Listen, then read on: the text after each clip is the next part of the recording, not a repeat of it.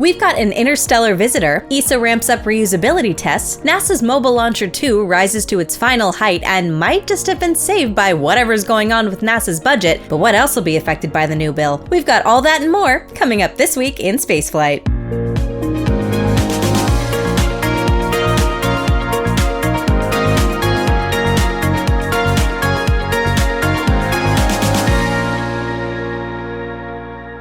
Happy 4th of July to our American viewers! Nothing says celebrating American independence like fireworks, grilling, and quietly slipping a major space policy shift into law. We're kicking off with the newly passed so-called Big Beautiful Bill that could reshape the future of NASA, because legislative fireworks are also now a thing. In recent episodes of This Week in Spaceflight, we've covered some of the major events in space policy. In particular, the presidential budget request for fiscal year 2026. There, we talked about all of the proposed cuts to Artemis, NASA science, and many other things. Now, if you're from the US, you've probably heard pretty much everywhere in the news lately about this so-called Big Beautiful Bill that was passed by Congress this week after many weeks of discussions and amendments and all sorts of political shenanigans, which we won't really go into. What we will talk about, though, are the things included in the bill that affect space, and especially NASA. Now, this bill is a reconciliation bill, which in a very simplified way means that this money sort of goes on top of what NASA will eventually get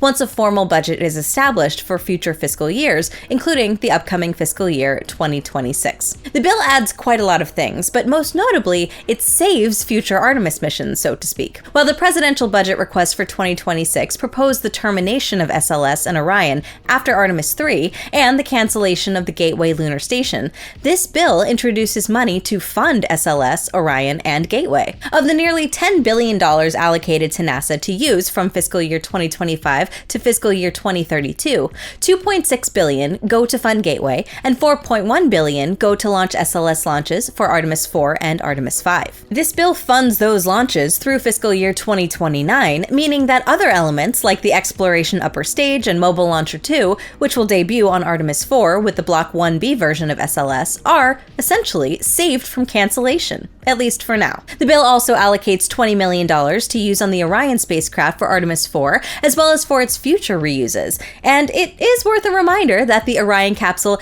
is meant to be reused on later flights. So while $20 million doesn't sound like much, this bill also approves those future reuses, which should save money, I guess. The bill also adds $1.25 billion for operations on the International Space Station and another $325 million for the US deorbit vehicle, which is under contract with SpaceX. Also allocated in this bill is $1 billion for infrastructure improvements to various NASA centers. Of this billion, $120 million would be for the Stennis Space Center, $250 million for Kennedy Space Center, $300 million for Johnson Space Center, $100 for the Marshall Space Flight Center, $30 for the Michoud Assembly Facility, and $85 million would go towards the transport of a space vehicle to a NASA center. Now, in particular, the transfer of the space vehicle needs to follow a series of very specific requirements per the language of this bill. For example, it needs to be transferred to a center that's involved in the Commercial Crew Program and must be placed in a public exhibition at an entity within the metropolitan area where such a center is located. Additionally, the space vehicle in question needs to be one that has already flown into space, has carried astronauts, and is selected with the concurrence of an entity designated by the administrator. All of this sounds really familiar to what Senators Ted Cruz and John Cornyn of Texas proposed back in April to move the Space Shuttle Discovery from the Smithsonian outside of DC to Houston, Texas. Now, the point of their proposal was that, at least in their view, Houston should have received one of the Space Shuttle orbiters after the end of the program, since it's home to the Johnson Space Center and Mission Control. Now, this has been a long debated topic over the years, and we're just going to go ahead and ignore the fact that they also think that Enterprise shouldn't even be in New York City at the Intrepid Museum. So yeah, those kind of very specific requirements in this bill kind of seem like a way to shoehorn that proposal from April into it and force NASA to move Discovery to Texas. Now, according to the language in the bill, the specific space vehicle that they transport is up to the administrator, or more like acting administrator, because there isn't a formal administrator right now. Acting Administrator Janet Petro would have to select which vehicle would be moved in the 30 days following the enactment of the bill, and the transport is then supposed to happen within 18 months of it. So, can't wait to see how that goes. On top of all that, there's an additional $700 million for NASA to spend on a Mars telecommunications orbiter, which would need to be delivered by the end of 2028. Now, if you thought all of that was a lot, there's also a bunch of other language in the bill pertaining to fiscal exemptions for private spaceports, as well as the addition of launch and re-entry licensing fees depending on the amount of payload mass launched per mission. So what does this mean for NASA's science? Well, that is something that will come around when it's time for Congress to work on the appropriations budget for fiscal year 2026. The first discussions and negotiations at subcommittee levels could very well begin after the July 4th holiday, but based on previous years, the process can extend for months, and it wouldn't be surprising if it takes until 2026 to get a final picture of it. We've got a bunch of moon-related news this week, but first, we're starting on the ground at Kennedy Space Center, where a tower has risen. NASA contractor Bechtel has been working on Mobile Launcher 2 for NASA's SLS rocket, and since the start of the year, they've been stacking the modules that make up the launch platform's umbilical tower. The tower is made up of 7 modules, confusingly numbered 4 through 10, and this week, our camera spotted the final module being hoisted into position. With Module 10 now stacked, the tower has reached its final height and will now be outfitted with all of its umbilicals and other systems needed to support a launch. But what launches will this tower support? Well, it's built to accommodate the slightly taller SLS Block 1B. That version of the rocket requires a taller and beefier tower to handle the loads of the heavier rocket. The first mission to use Block 1B will be Artemis 4, which is currently scheduled for late 2028. For now, the Artemis program seems to be safe up to Artemis 5, so the new tower will be used for at least 2 launches. Now let's move on to Orion, the capsule that'll bring crew to the moon on the Artemis mission. Lockheed Martin has recently been testing the systems that'll help it automatically dock with other spacecraft. The main challenge for these systems is precisely determining where the vehicles are in space with respect to one another. After all, you can't connect to something if you don't know where it is.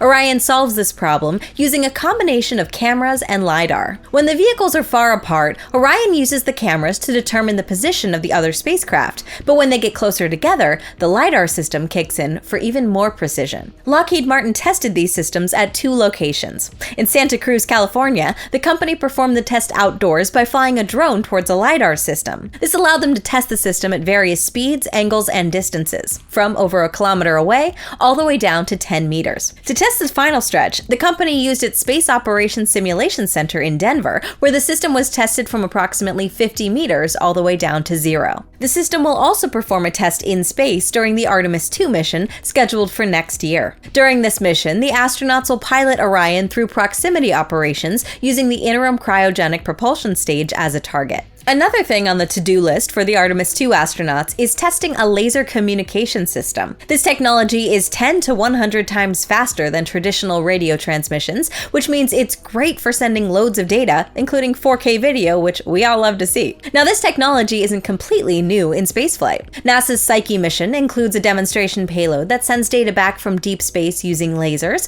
and you may also know it from Starlink, which uses lasers for communications between satellites. It's even been used on crew missions, as both Polaris Dawn and From 2 featured a laser terminal to connect to Starlink satellites. But Artemis 2 will be the first time a crewed mission will use it from deep space. What's more, NASA has developed a laser transceiver from commercial off-the-shelf parts, which is of course much cheaper than engineering a custom solution. NASA is now working together with the Australian National University to test that low-cost design during Artemis 2. The ground station at the Mount Stromlo Observatory in Canberra will use this low-cost transceiver to communicate with Orion when it's traveling around the moon. And if it all works, NASA will use the connection to transmit 4K video, pictures, science data, and more.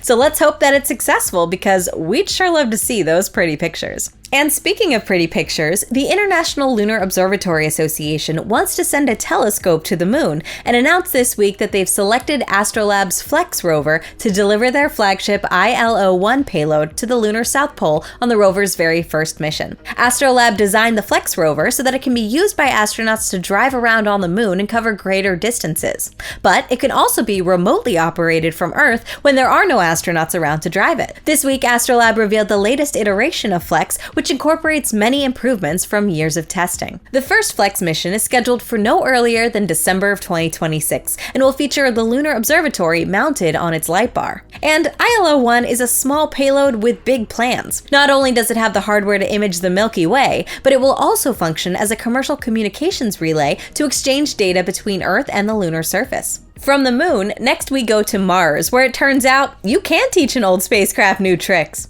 NASA's Mars Reconnaissance Orbiter has been orbiting the red planet for about 20 years, and a new paper has revealed how some new maneuvers are helping it to peer even deeper under the Martian surface in its hunt for liquid and frozen water. The orbiter was launched in August of 2005 to study the planet's climate and geology, capture high-resolution imagery, and scout potential landing sites for future missions. It also serves as a communications relay between Mars missions and Earth. So how have they managed to squeeze out even more science from this orbiter? Well, engineers have worked out how to make the probe perform large roll maneuvers, which almost place it upside down. The orbiter was originally designed to roll up to 30 degrees so it could individually point each of its 5 science instruments at specific targets on the surface. But with these new moves, it can now roll up to 120 degrees. The rolls require complex planning with considerations including the amount of power available in the onboard batteries. There are some temporary trade-offs where the high-resolution cameras take a back seat for a while, the solar arrays aren't able to track the sun, and the communications antenna isn't pointed back at the Earth. The payoff, however, is that the shallow radar instrument, or SHARAD, can get deeper and clearer images of the Martian subsurface with a signal that's at least 10 times stronger. The radiograms allow scientists to peer about 1 to 2 kilometers below ground and to distinguish between materials such as rock or sand and hopefully find where ice might be found close to the surface. This will be crucial in the future when astronauts need it for survival and to produce propellant for their ride home. 3 such moves have been tested so far, and engineers now hope to streamline the process to perform 1 or 2 rolls each year. More rolls, more science, right? Moving down to the Martian surface, you probably already know that NASA's Mars Sample Return mission has been at risk of budget cuts for some time and has also seen quite a bit of rising costs. But Lockheed Martin has a new streamlined proposal which it says will reduce risk as well as these expenses. The mission had been progressively increasing in complexity, with the original sample return date slipping from the 2030s to no earlier than 2040, and budget estimates rising to $11 billion. Then NASA Administrator Bill Nelson said that he'd pulled the plug on the original plan, and last year invited industry and academia to propose new ideas to return 30 titanium sample tubes using innovation and existing hardware for around $6 to $7 billion. Various companies submitted proposals, including SpaceX, which leveraged the Starship program's volume and cost efficiencies, though NASA flagged that the development risks and complexities of it could jeopardize the timeline. Rocket Lab also submitted a faster and cheaper mission proposal for as little as $4 billion. This would use the forthcoming Neutron rocket and the company's wide experience in other spacecraft and systems for an end-to-end solution that could return the samples as early as 2031. But in January, NASA instead decided to study 2 new architectures over the following year and a half. One using a similar sky crane approach, which was used to deploy the Curiosity and Perseverance rovers, and the other involving a new kind of heavy lander to place the sample retrieval hardware on the surface. Lockheed Martin's new proposal aims to reduce both the risk and the cost of the mission with a firm fixed price cost of under $3 billion. Its plan will leverage existing spacecraft and system heritage with a significantly lower launch mass thanks to a smaller lander, ascent vehicle, and Earth return system. The company is no stranger to Mars missions. In fact, it's played a role in every U.S. mission to the Red Planet and built almost half of the 22 spacecraft sent there, from the InSight landers to the Odyssey and Maven orbiters. Odyssey continues to hold the record for the longest operating spacecraft orbiting another planet. It's currently in its 24th year. Lockheed Martin also developed key technologies, such as the protective heat shields that help the Curiosity and Perseverance rovers touch down safely. And it doesn't stop at Mars. The company also built spacecraft that safely brought back NASA's first asteroid samples when OSIRIS-REx returned pieces of asteroid Bennu in 2023, and the Stardust mission additionally captured and returned dust samples from the comet Wild 2 almost 20 years ago. It's hoped that the 30 carefully selected samples will guide us on where to build and what to avoid, and perhaps even contain evidence of past life on Mars. NASA isn't expected to make a decision until the middle of next year, and it's not yet clear how many sample tubes this proposal would return as a result of using smaller vehicles, but it certainly makes Lockheed Martin a strong contender. You can rest assured that we'll return to this story in the near future. And if you want to get notified when we do, subscribe and ring the notification bell so you won't miss any future episodes. And if you like our space news coverage, why not give us a like too?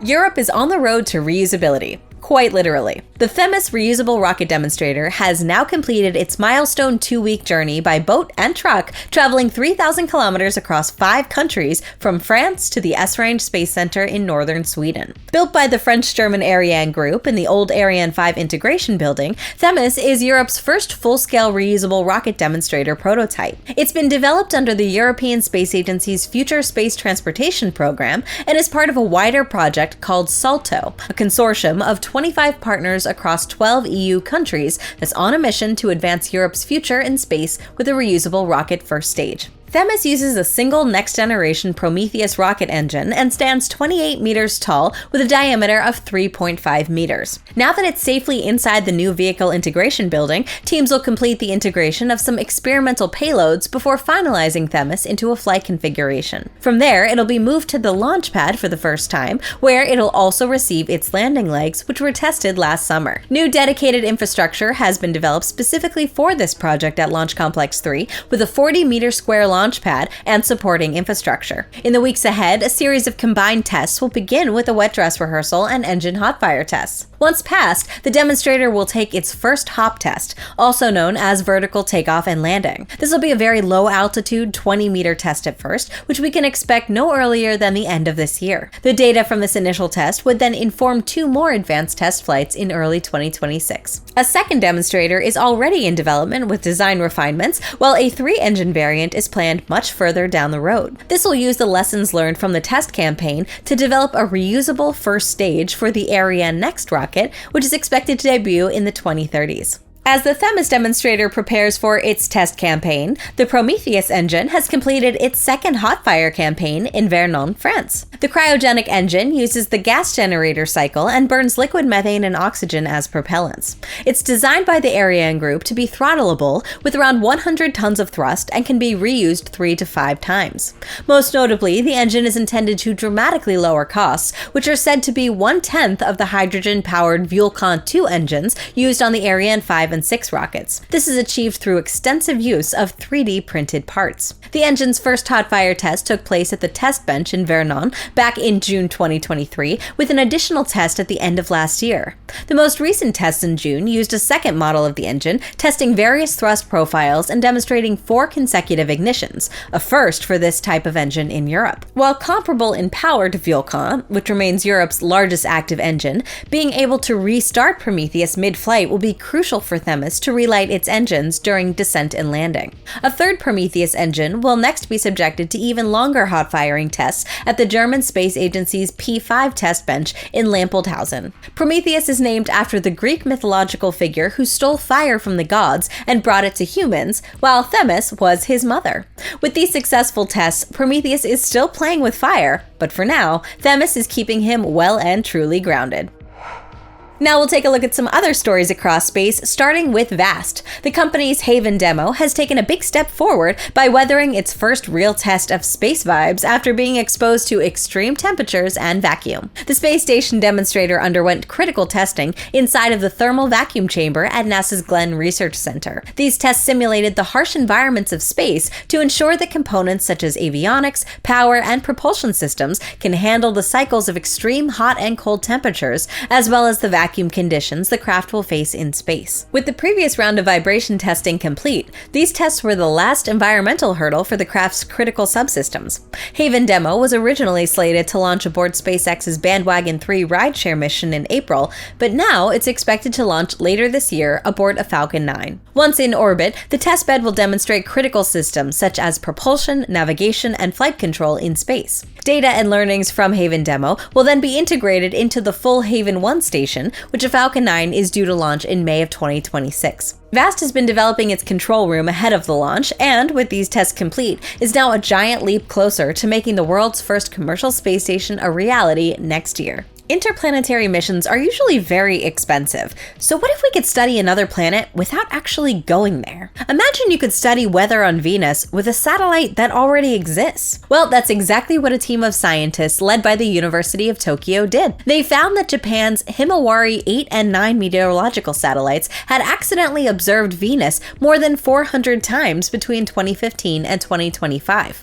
This happened when the planets lined up just right, so Venus would appear in the images. Compared to the Earth, Venus is tiny in these observations, but those handfuls of pixels were enough to study the weather on our planetary neighbor. The Venusian weather is known to vary throughout the year, and the scientists have now been able to observe this over a 10-year period. Now, of course, they would much rather send a spacecraft there to study those patterns up close, but this is a great way to fill the gap between missions. Isn't it amazing that a satellite designed to study weather on Earth can accidentally teach us something about another planet? SpaceX has said farewell to one of its Crew Dragon recovery ships. This week, Kiko Donchev, the company's VP of launch, announced that Megan has now retired. The ship was named after NASA astronaut Megan McArthur, the second woman to fly on Dragon. SpaceX first used the ship in 2016 for its fairing recovery program, though at the time it was known as Go Searcher, and in 2018 it was converted to a Dragon recovery ship. Megan recovered her first crew in 2021 during the Inspiration 4 mission. Over her career, the ship recovered 24 astronauts. Between Dragon duties, the vessel also recovered an occasional fairing when other ships weren't available. But Dragon operations have now moved to the Pacific off the coast of California. SpaceX previously needed 2 ships to support recovery zones in both the Gulf and the Atlantic, but now only 1 vessel suffices. In December last year, Shannon moved to California for that purpose, while Megan stayed behind to recover the final crews in Florida before retiring. ESA's Plato Space Telescope passed an important milestone ahead of its launch in 2026. Plato, short for Planetary Transits and Oscillations of Stars, will scour the skies for exoplanets similar to Earth that orbit inside the habitable zone of their sun-like star. The spacecraft has a rather distinct look as it features 26 cameras. These are all mounted onto the payload module, which was recently attached to the spacecraft service module in the clean room at OHB, the German company building the spacecraft. With the 2 main components now integrated, the telescope is now mostly complete. Next up, it'll move to ESA's Space Research and Technology Center, or STEC, in Noordwijk in the Netherlands, where it'll be outfitted with its solar shields. Once completed, the spacecraft will be tested in a space simulation chamber to ensure that it's ready for launch. If all goes well, we should see Plato lift off atop an Ariane 6 in December of 2026. Astronomers have discovered another interstellar object hurtling through our solar system, and what's most exciting is that it's only the 3rd one ever found. The object has comet-like features, such as a short 3 arcsecond trail and a marginal coma, which is a cloud of ice and/or dust surrounding a comet. Early estimates suggest the new object could be as large as 20 kilometers in diameter. It's been designated 3I Atlas, with the I standing for interstellar. You may remember the oblong-shaped 1I Oumuamua, which was spotted in 2017 and which caused quite a stir when its unusual acceleration led some to initially wonder if it might be an alien spacecraft. Then in 2019, Comet 2I Borisov gave astronomers new insights when polarization data suggested that it was the most pristine comet ever studied. Now, before you worry, this object isn't headed towards the Earth or the Moon, but it is moving towards the solar system at a blistering pace. 3I Atlas will reach its perihelion, its closest point to the Sun, in October. At this point, it'll be around 2 astronomical units away. That's twice the distance between the Earth and the Sun. By next April, it should reach about 90 kilometers per second relative to the Earth and could set a new record for the fastest natural object ever tracked in our solar system. Before then, the comet should have reached a brightness of magnitude 16 by August, which is about as bright as Pluto. We're looking forward to seeing the very first images of our new interstellar visitor. Now let's take a look at the space traffic of the week and see what's coming up next week in spaceflight. It was a busy week in spaceflight with launches from all over the world. Early in the week, Rocket Lab launched its Symphony in the Stars mission from New Zealand, carrying a satellite for an undisclosed customer. The mission marked a turnaround record for Rocket Lab's launch complex on the Mahia Peninsula, with the previous mission lifting off under 38 hours prior. Following that, we had the final launch of the H2 rocket family in Japan. The H2A launched a satellite that will monitor greenhouse gases and measure water on Earth's surface and in its atmosphere. The H2 rocket family first flew in 1994, and the original H2 made way for the H2A and B variants in the 2000s. The A variant was the real workhorse of the family, launching a total of 50 missions with only one failure. It even launched to destinations beyond Earth, with the Akatsuki mission heading for Venus in 2010 and the Emirati Hope mission setting off for Mars 10 years later in 2020. The H2 is now succeeded by the H3, which after one failure in 2023 had its first successful mission early last year. Over in Texas, Blue Origin launched its NS-33 mission, briefly carrying 6 passengers into space. They were originally set to fly about a week earlier, but were delayed due to weather. That said, the delay also made this mission a record-setting one, as it broke the record for the most humans in space at the same time, at least if you believe space starts at 100 kilometers. For just a moment, 20 people were above that line, 11 on the ISS, 3 on Tiangong, and 6 on New Shepard. Then again, if you consider 80 kilometers to be the edge of space, that record was already broken during a Virgin Galactic flight in January 2024. Meanwhile, SpaceX launched 3 Starlink missions, adding 80 more satellites to the constellation. The last of these was flown by booster B-1067, which set a record by flying for the 29th time. Falcon 9 also launched a European weather satellite this week, the Meteosat 3rd Generation Sounder 1 for EUMETSAT. This satellite will scan the skies above Europe and Africa every 30 minutes and create a 3-dimensional view of what's going on up in the atmosphere. These measurements help to detect changes in weather before clouds begin to form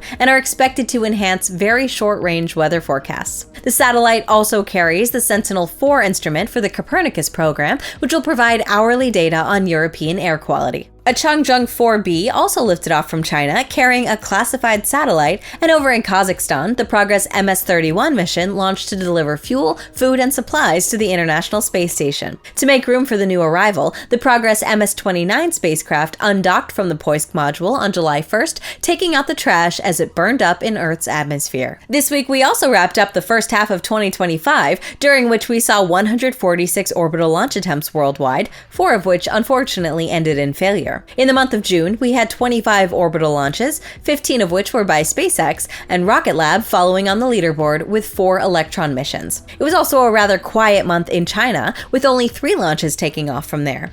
If the overall launch cadence continues at this pace, we're lined up for 290 launches by the end of the year. Next week, we'll start off on July 5th with the scheduled arrival of the Progress MS-31 capsule at the International Space Station. Continuing with ISS operations, the Axiom 4 crew is also set to depart the station on July 10th ahead of their return to Earth. Crew Dragon Grace will undock from the Harmony module that day at noon UTC. Next week will be a pretty quiet week in terms of launches, with only 1 mission scheduled at this time, a Starlink mission.